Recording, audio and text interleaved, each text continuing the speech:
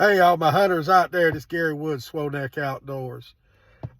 Just to check in on yesterday evening. Me and Sebastian we sat in the blind, oh man, till dark 30 last night. Man, nothing was moving. I was hoping, if you live in central North Carolina, we got rain today, Sunday the 10th of December.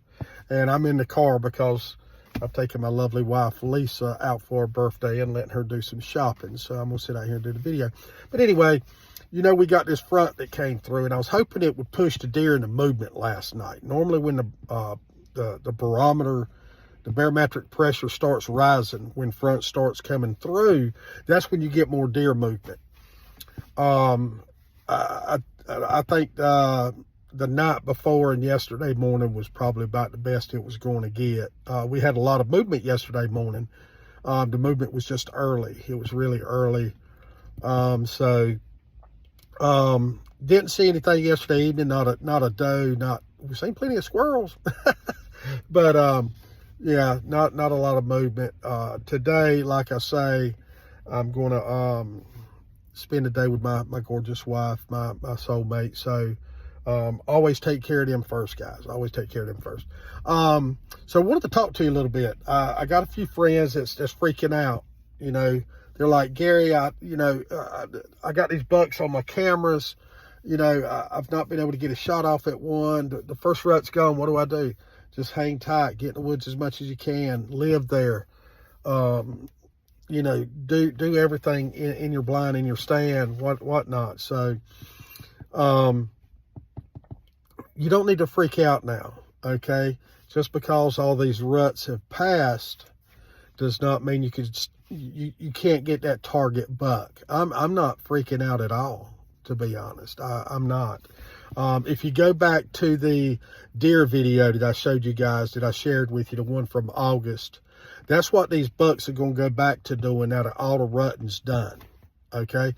They're going to go back to those bachelor groups, okay? So in that deer video I shared, we know the 10-pointer's not going to be there. I've already got him. And the weird, funky antler deer, he's not going to be there. He got hit by a car. Lisa called him Paddle Paul. So, because his antlers were full in the front. They weren't pointed. They looked like paddles. But he got hit with a car before bow season even kicked in. So, now's not the time to freak out, guys. Now's the time when you get in there and you catch these bucks in their bachelor groups, okay?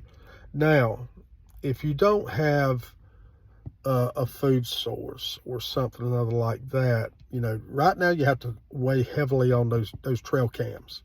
That's going to give you pinpoint timing when those bachelor groups are coming to you, okay?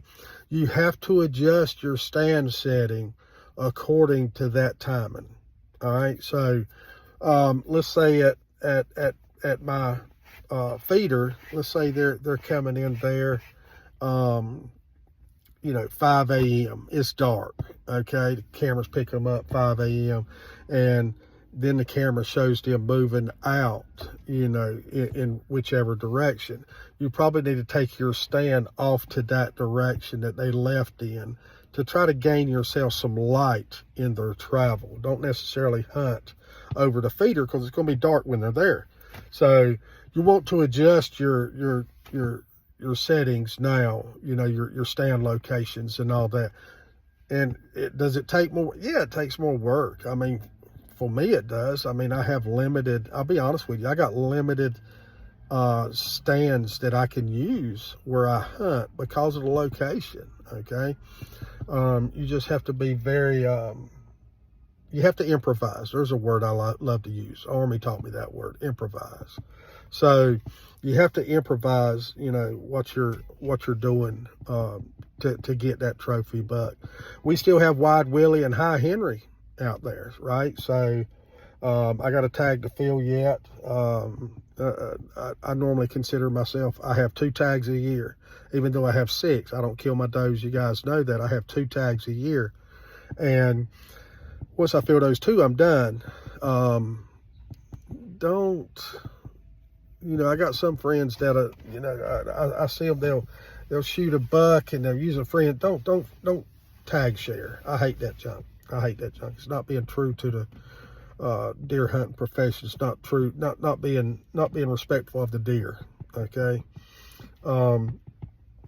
So once I fill those 2 tags, I'm done. Now I'll take Sebastian, my son, my dad, guys like that, and I'll sit in the blind with them, and I'll spot for them, you know, stuff like that. But yeah, absolutely don't freak out. Right now is the time they're gonna go back to bachelor groups and start hunting those groups. Okay, looking for them to come through. So I'll do that till the end of the year. I'll be in the blind quite a bit this week. I know I'm going Monday afternoon. Being the blind I've put out this year. I've never hunted the top field. You guys have heard me say that, but that top field is one of Wide Willie's primary fields after the rut. So got real kind of artistic and blind placement for that. So due to the location. So we'll get a good shot off if he shows there. So but yeah, just wanted to share this with you guys. You know, you had those days you get skunked. Guys, I've been in your shoes too. I've been in times in my life where I didn't have private land to hunt, and I had to hunt game lands. And you know, I've had these lunatics. They'll see me in a cutover, step out of the woods late morning, say 12:30, and instead of pulling binoculars up to look and see what it is, they pulled a rifle up and looked down at you. Yeah, I've experienced that with those idiots. Okay, I've had idiots walk in the woods and climb up a tree. Good God, this happened actually in out there toward the coast at some game lands. Guy got up 15, 20 feet from me in a tree, got into the blind, turned on a red flashlight and started reading a book. Okay, so just don't get frustrated. You know, don't do, you know, hold true to hunting be hunting professionals, and just count your days as a loss when those things happen, you know, and you just got to drive on, do your due diligence. One thing that I've done after having those experiences is go deeper in the woods in game lands. That's where your big deer is going to be anyway.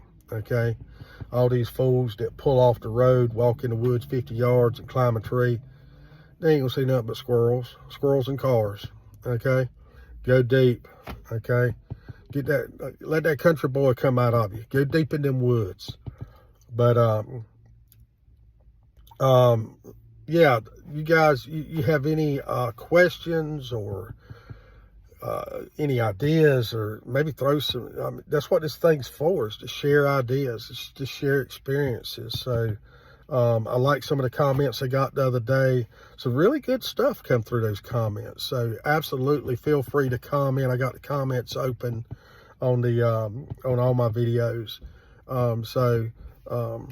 Just do your due diligence, guys. The bachelor groups are coming back, and that's where we're gonna get now.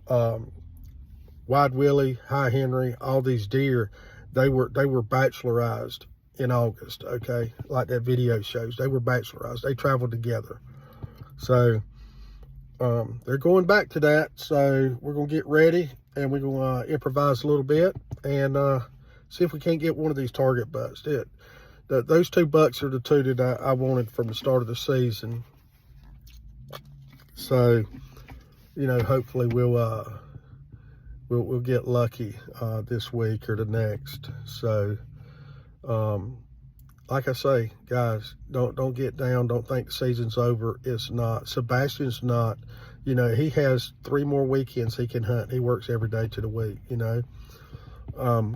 He's got 3 weekends, and I've been there too, where I only had 1 day every weekend to hunt. So he's not discouraged. He knows we're going to get that buck, and there's some big ones in there for him to get still. There's a smaller 8, smaller than Willie and Henry, but still a nice buck for a first buck kill for somebody like Sebastian. So you guys do your due diligence, keep your heads up, go at them, and go at them hard. When you get in there to stay a while.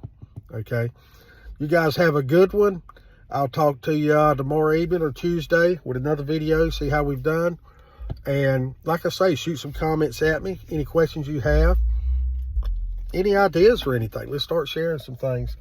But like, subscribe, I'm just super grateful to all you guys that's watching this. Like I say, the comments, the likes, the subscribers and all that, it's humbling. It's very humbling. But that's why I wanted to do this stuff, share these experiences and make everybody better. That's how everybody gets better, knowledge share. Have a good one. I'll holler at you.